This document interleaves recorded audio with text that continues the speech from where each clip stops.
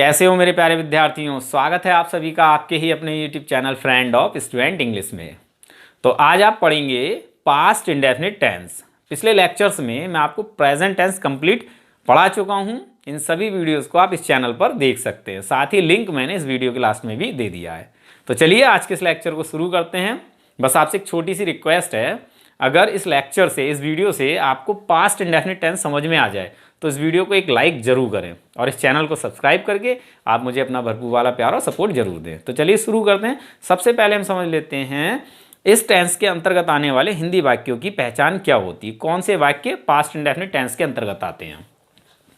तो स्टूडेंट्स, हिंदी वाक्यों के अंत में मुख्य क्रिया के साथ, ये मुख्य क्रिया क्या होती है मैंने आपको पहले ही बताया है।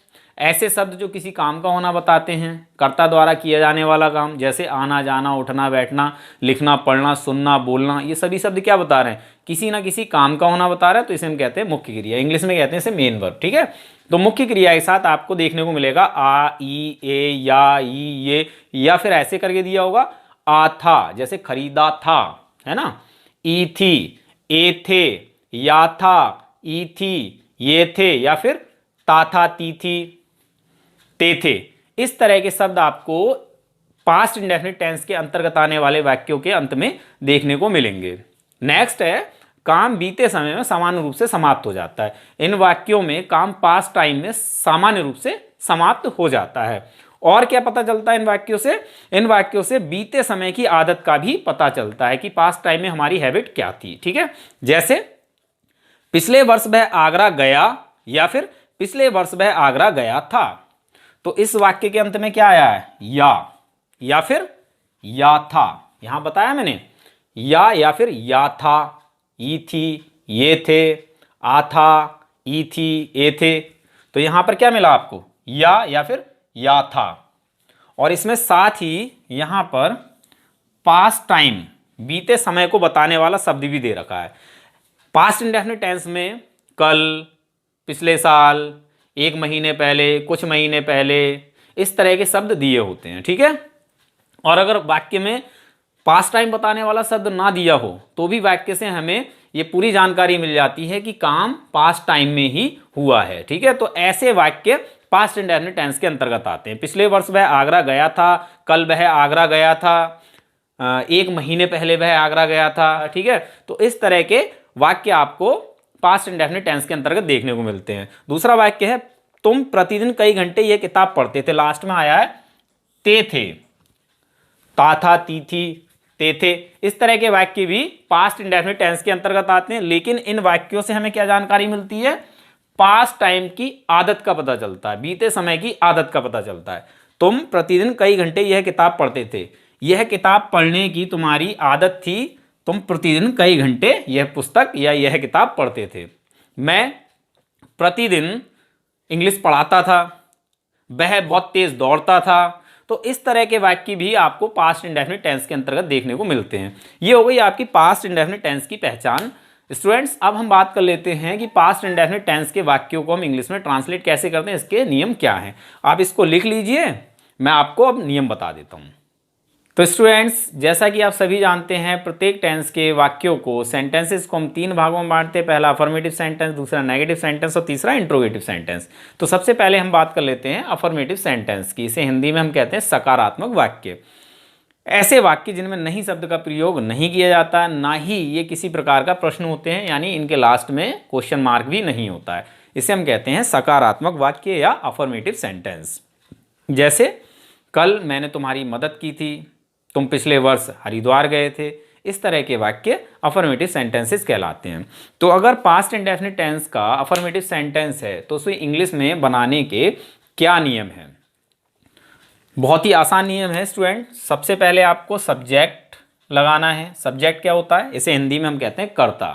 कर्ता क्या होता है? किसी काम को करने वाला। ठीक है, तो सबसे पहले आपको सब्जेक्ट लगाना है। सब्जेक्ट के बाद आपको मेन वर्ब की सेकेंड फॉर्म लगानी है। मेन वर्ब की सेकंड फॉर्म। मेन वर्ब को हिंदी में क्या कहते हैं? मुख्य क्रिया। और मुख्य क्रिया क्या होती है? कर्ता द्वारा किया जाने वाला काम। ठीक है, चाहे आपका कर्ता एक वचन हो, चाहे बहुवचन हो, चाहे I, we, you, they, he, she, it, कुछ भी हो, सभी के साथ आपको मेन वर्ब की सेकंड फॉर्म ही लगानी है। ठीक है, और इसके बाद अन्य शब्दों को लगाना है या फिर ऑब्जेक्ट यानी कर्म को लगाना है, ठीक है, ऑब्जेक्ट, और लास्ट में हम फुल स्टॉप लगाएंगे। बस इतना छोटा सा नियम है। ओके, यहां मैंने पास्ट इंडेफिनिट टेंस के 4 अफर्मेटिव सेंटेंसेस लिखे हुए हैं, इनको हम इंग्लिश में ट्रांसलेट कर लेते हैं, आपको ये नियम और अच्छी तरह समझ में आ जाएगा, ठीक है। तो चलिए शुरू करते हैं। पहला वाक्य है, तुमने पिछले वर्ष ये स्कूल छोड़ा या छोड़ा था, ठीक है। तो सबसे पहले हमें क्या लगाना है, सब्जेक्ट यानी काम करने वाला। तो काम करने वाला इसमें कौन है, तुम। तो सबसे पहले हम यू लगा लेते हैं, यानी सब्जेक्ट लगा लिया। सब्जेक्ट के बाद हमें क्या लगाना है, मेन वर्ब की सेकंड फॉर्म। तो इसमें मेन वर्ब क्या है, तुम्हारे द्वारा क्या किया गया, छोड़ने का काम किया गया। तो छोड़ने की सेकंड फॉर्म होती है लेफ्ट, LEFT, लेफ्ट, ठीक है। क्या छोड़ा गया था, यह school, this school, this school. अब हमारा ये समय है तो हम समय को लास्ट में लगा देते हैं। पिछले वर्ष, पिछले की होती है लास्ट, ठीक है, और वर्ष की ईयर, और लास्ट में क्वेश्चन मार्क, फुल स्टॉप, ठीक है। You left this school last year. Next है, मैंने कल तुम्हें एक पुस्तक दी या मैंने कल तुम्हें एक पुस्तक दी थी। देखिए इसके लास्ट में क्या आया, दी यानी ई, ठीक है। तो ऐसे शब्द आपको देखने को मिलेंगे, या फिर दी थी, मैंने कल तुम्हें एक पुस्तक दी थी। तो इसमें सब्जेक्ट कौन है, कर्ता कौन है, मैं। तो सबसे पहले आप आई लगा दें, ठीक है। सब्जेक्ट के बाद हमें क्या लगाना होता है, मेन वर्ब की सेकंड फॉर्म। मेन वर्ब क्या है इसमें, दी यानी देना। मेरे द्वारा क्या काम किया गया, देने का। तो देने की सेकंड फॉर्म लगानी है हमें। देने की सेकंड फॉर्म होती है गेव, GAVE, गेव, ठीक है। अब क्या दिया, एक पुस्तक, किसे दी, तुम्हें। अगर आपको इस तरह से 2 ऑब्जेक्ट, 2 कर्म दिए हों तो सबसे पहले आप जीवित वाले कर्म को ही लगाएं, तुम्हें, आई गेव यू, ठीक है। इसके बाद आप निर्जीव ऑब्जेक्ट लगाएं, अ बुक, अ बुक, ठीक। ये आपका सजीव ऑब्जेक्ट हो गया, सजीव कर्म हो गया, और ये निर्जीव कर्म हो गया। जब दोनों ही कर्म एक साथ दिए हों तो आप सबसे पहले सजीव कर्म लगाएं, उसके बाद निर्जीव कर्म लगाएं, ठीक है।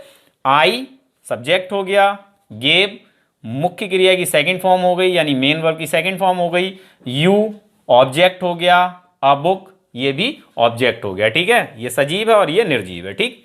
I gave you a book, कब, कल, यस्टरडे, ठीक है। इसको लास्ट में लगा दें, यस्टरडे, और लास्ट में फुल स्टॉप।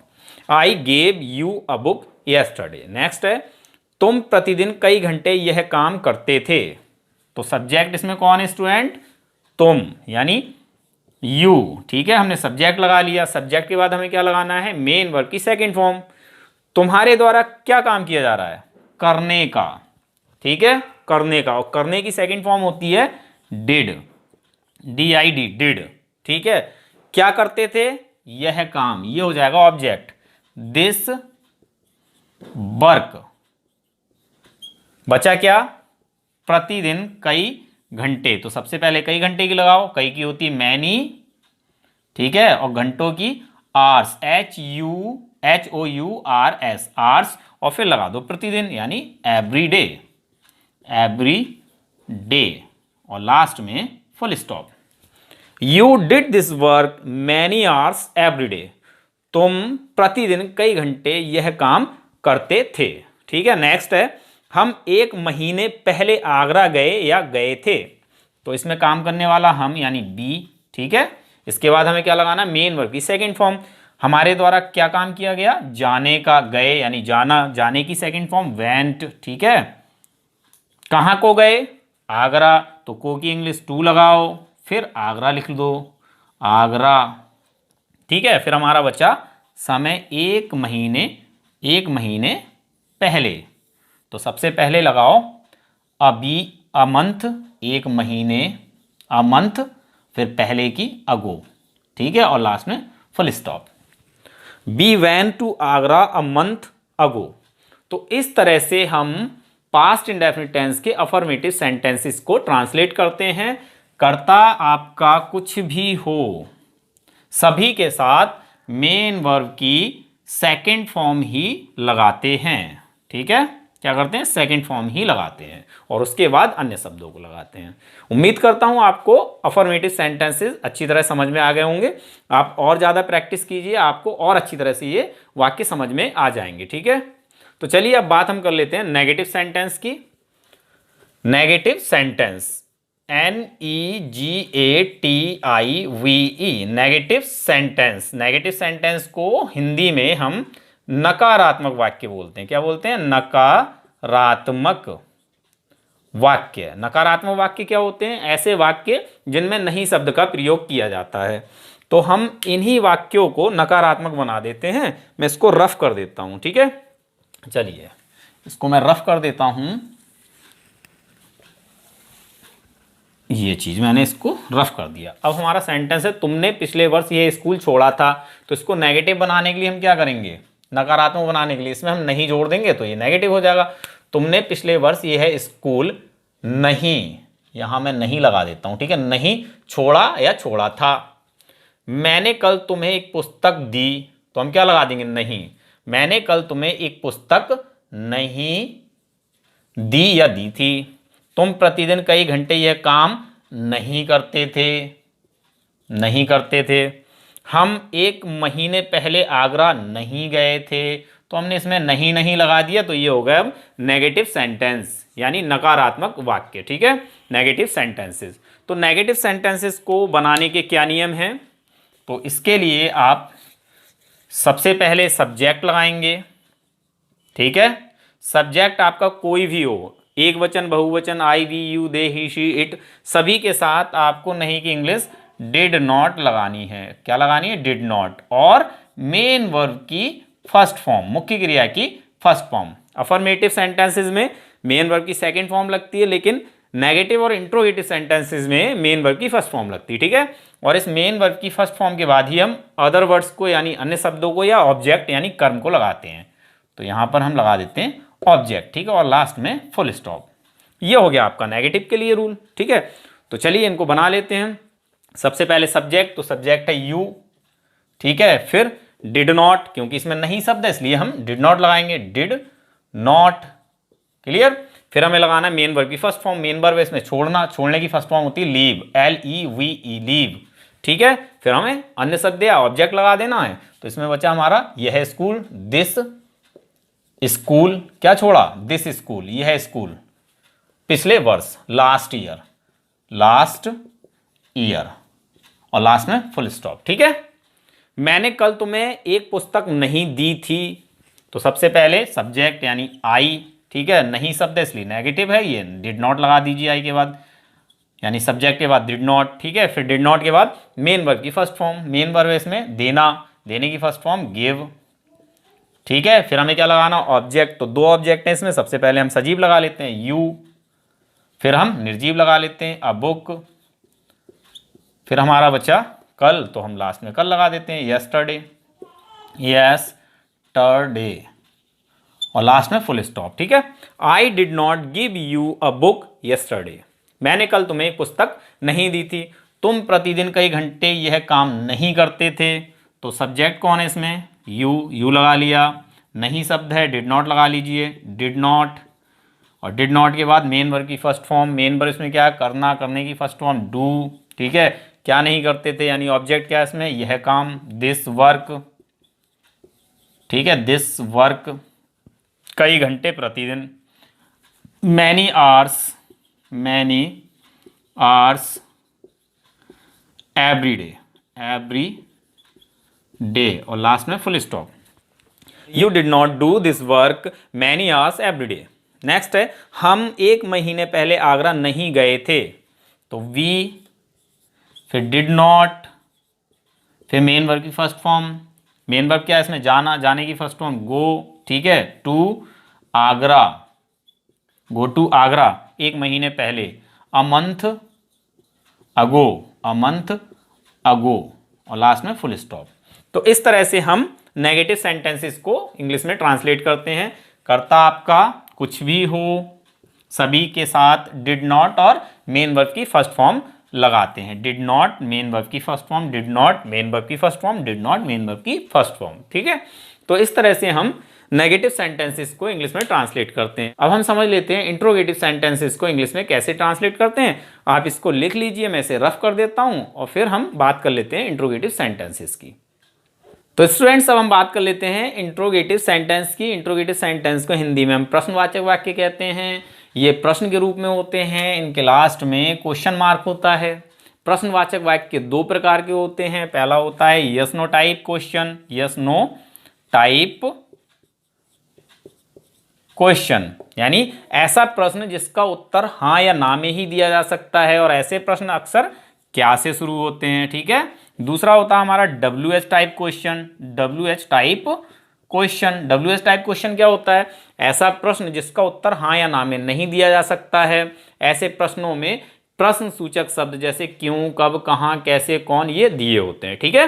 तो चलिए सबसे पहले हम बात कर लेते हैं यस नो टाइप क्वेश्चन की। तो यस नो टाइप क्वेश्चन को हम इंग्लिश में ट्रांसलेट कैसे करते हैं, इसके नियम क्या हैं?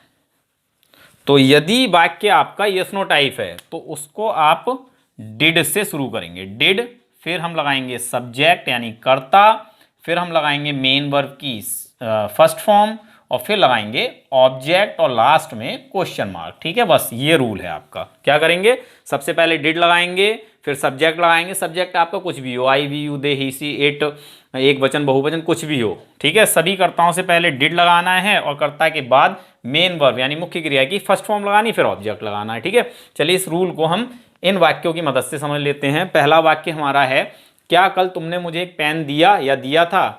तो ये प्रश्न कैसा है? यस नो टाइप है या WH टाइप है? तो आप कहेंगे सर ये यस नो टाइप है। क्यों? क्योंकि ये क्या से शुरू है और इसका उत्तर आप हाँ या ना में ही दे सकते हैं। देखिए, क्या कल तुमने मुझे एक पेन दिया था? हाँ सर, मैंने कल आपको एक पेन दिया था। या फिर नहीं सर, मैंने आपको कल एक पेन नहीं दिया था। तो ऐसे वाक्य जो क्या से शुरू होते हैं या ऐसे प्रश्न जिनका उत्तर हाँ या ना में ही दिया जा सकता है, उसे हम यस नो टाइप क्वेश्चन कहते हैं, और उसको हम इस तरह से बनाते हैं। ठीक है। तो सबसे पहले हमें डिड लगाना है। चलिए हमने यहाँ डिड लगा लिया। ये डिड मान लो आपकी क्या की इंग्लिश हो गई। ठीक है। डिड के बाद हमें क्या लगाना? सब्जेक्ट यानी कर्ता। कर्ता कौन है इसमें? तुमने क्या किया? देने का काम किया। जो काम करता है उसे हम कर्ता कहते हैं। तो तुम इसमें सब्जेक्ट, तो हमने यहाँ सब्जेक्ट यानी यू लगा लिया। ठीक है। सब्जेक्ट के बाद हमें मेन वर्ब की फर्स्ट फॉर्म लगानी। मेन वर्ब क्या है इसमें? देना। तो देने की फर्स्ट फॉर्म गिव। ठीक है। फिर हमें क्या लगाना है? ऑब्जेक्ट। ऑब्जेक्ट क्या है इसमें? मुझे और एक पेन। तो सबसे पहले हम क्या लगाएंगे? मुझे की या एक पेन की? तो हम लगाएंगे मी। ठीक है, यानी मुझे की फिर अ पेन। ठीक है। जब भी आपको दो ऑब्जेक्ट एक साथ दिए हों तो आप कोशिश करें कि पहले सजीव ऑब्जेक्ट लगाएं यानी सजीव कर्म लगाएं, उसके बाद निर्जीव कर्म लगाएं। अगर आप पहले निर्जीव लगा लेते हो बाद में सजीव लगाते हो तो उससे पहले आपको टू लगाना होगा। ठीक है। जैसे did you give a pen to me? ठीक है। तो हमें क्या लगाना होगा? टू, यानी सजीव से पहले टू लगा देंगे अगर हम सजीव को निर्जीव के बाद में रख रहे हैं। ठीक है। अगर हम ऐसा नहीं कर रहे हैं तो इस टाइप से बनाएंगे, did you give me a pen, फिर हमारा क्या बचा? कल, यानी यस्टरडे। यस्टरडे, और लास्ट में क्वेश्चन मार्क। ठीक है।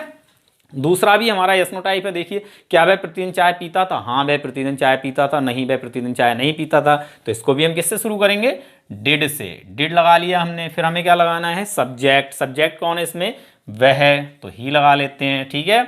सब्जेक्ट के बाद मेन वर्ब की फर्स्ट फॉर्म। मेन वर्ब क्या है इसमें? पीना। पीने की first form drink, DRINK, drink. ठीक है। ड्रिंक के बाद यानी मेन वर्ब की फर्स्ट फॉर्म के बाद क्या लगाना? ऑब्जेक्ट। ऑब्जेक्ट क्या है इसमें? चाय, टी। फिर हमें क्या लगाना है? प्रतिदिन। ठीक है। तो हम प्रतिदिन लगा देते हैं, एवरी डे। और लास्ट में क्या लगाएंगे student? Did he drink tea every day? क्या वह प्रतिदिन चाय पीता था? तो ये दोनों ही वाक्य हमारे यस नो टाइप क्वेश्चंस थे, और ये दो वाक्य हमारे WH टाइप क्वेश्चन है। देखिए, तुमने राम की मदद क्यों की? इसमें क्यों शब्द आया है, ये WH टाइप क्वेश्चन है। वह स्कूल कब गया? इसमें कब शब्द आया है, तो ये भी WH टाइप क्वेश्चन है। तो WH टाइप क्वेश्चन जब होता है तो उसे इंग्लिश में कैसे ट्रांसलेट करते हैं? सिंपल सा काम करेंगे। ये जो क्वेश्चन वर्ड होता है सबसे पहले हमें उस क्वेश्चन वर्ड की इंग्लिश लगा देनी है। ठीक है। क्वेश्चन वर्ड को शॉर्ट में लिखा है मैंने QW। क्वेश्चन वर्ड मतलब कब, क्यों, कहां, कैसे, कौन, क्या, इनकी। ठीक है। इसके बाद हमें डिड लगाना है। क्या लगाना है? डिड। ठीक है। और डिड के बाद सब्जेक्ट यानी कर्ता, कर्ता के बाद मेन वर्ब की फर्स्ट फॉर्म, मेन वर्ब की फर्स्ट फॉर्म के बाद अन्य शब्द या ऑब्जेक्ट, और लास्ट में क्वेश्चन मार्क। सब्जेक्ट आपका कुछ भी हो, आपको मेन वर्ब की फर्स्ट फॉर्म ही लगानी है और सब्जेक्ट से पहले डिड और ये आपका क्वेश्चन वर्ड लगाना है, ठीक है। Question word, did, subject, main verb की फर्स्ट फॉर्म, ऑब्जेक्ट और क्वेश्चन मार्क। चलिए इन दोनों सेंटेंसेस को बना लेते हैं। तो सबसे पहले हम इस क्वेश्चन वर्ड की लगाएंगे, ठीक है, क्योंकि होती है वाई। क्लियर, हमने क्वेश्चन वर्ड लगा दिया, अब हमें क्या लगाना है, डिड। तो चलिए डिड लगा देते हैं, डिड। फिर क्या लगाना है हमें, सब्जेक्ट। तो सब्जेक्ट इसमें तुम यानी यू, ठीक है। फिर हमें क्या लगाना है, मेन वर्ब की फर्स्ट फॉर्म। मेन वर्ब क्या है इसमें, मदद करना, मदद करने की फर्स्ट फॉर्म हेल्प, ठीक है। फिर हमें लगाना ऑब्जेक्ट। ऑब्जेक्ट कौन है इसमें, राम, राम। और लास्ट में क्वेश्चन मार्क। की इंग्लिश नहीं लगाएंगे, ठीक है। Why did you help Ram, तुमने राम की मदद क्यों की या क्यों की थी। वह स्कूल कब गया था, अपने आप से बनाइए आप। सबसे पहले आप क्या लगाएंगे, वेरी गुड, कब की इंग्लिश, व्हेन। फिर क्या लगाएंगे, डिड, ओके, डिड। फिर क्या लगाएंगे, सब्जेक्ट। सब्जेक्ट क्या है इसमें, वह, ही। फिर क्या लगाएंगे, मेन वर्ब की फर्स्ट फॉर्म। मेन वर्ब इसमें गया यानी जाना, जाने की फर्स्ट फॉर्म गो। फिर क्या लगाएंगे, टू स्कूल, ठीक है, टू स्कूल। और लास्ट में क्या आएगा students, question mark. Clear. When did he go to school, वह स्कूल कब गया या कब गया था। तो इस तरह से हम इंट्रोगेटिव सेंटेंसेस को बनाते हैं। अब बात कर लेते हैं, अगर आपका वाक्य नेगेटिव और इंट्रोगेटिव दोनों है, यानी प्रश्नवाचक वाक्य भी है और वो नेगेटिव भी है यानी नकारात्मक वाक्य भी है, तो उसको इंग्लिश में कैसे ट्रांसलेट करेंगे।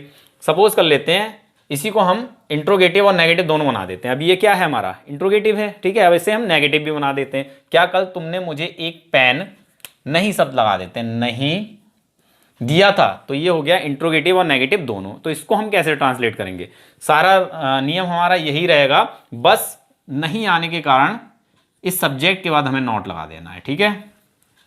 चाहे आपका WS टाइप क्वेश्चन क्यों ना हो, तुमने राम की मदद क्यों नहीं की, तो ये नेगेटिव और इंट्रोगेटिव दोनों हो गया। क्या करना है हमें, सब्जेक्ट के बाद नॉट लगा देना है, not. Did you not give me a pen yesterday? Why did you not help Ram?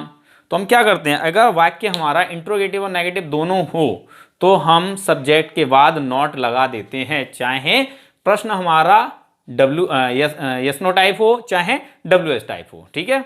दोनों ही कंडीशंस में हम क्या करते हैं, सब्जेक्ट के बाद ही नॉट लगाते हैं। इस तरह से हम इंट्रोगेटिव और नेगेटिव सेंटेंसेस को बनाते हैं। आप इसे लिख लीजिए। उम्मीद करता हूं आपको पास्ट इंडेफिनिट टेंस अच्छी तरह समझ में आ गया होगा। अगर आ गया है तो प्लीज़ एक लाइक जरूर कर दें और इस चैनल को, लाल रंग का जो सब्सक्राइब का बटन है उसे दबाकर इस चैनल को सब्सक्राइब कर लें। मिलते हैं अपने अगले वीडियो लेक्चर में, तब तक के लिए धन्यवाद।